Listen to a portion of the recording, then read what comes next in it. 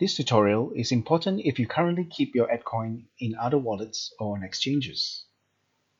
If you are keeping EDCOIN in another wallet like Trust Wallet or on the Whitebit or Uniswap exchanges, please download the Me Wallet if you wish to keep your EDCOIN in your Me Wallet. And more importantly, if you wish to participate in upcoming EDCOIN SMART Staking programs. After downloading the Me Wallet app from Google Play Store, you'll need to perform a new sign-up. You need a new login username.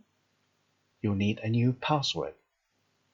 You'll need to submit your identification documents for the KYC, Know Your Customer verification. Please note that email authentication is required and enabled by default. It is advisable to enable Google two-factor authentication for better security and for a higher withdrawal limit.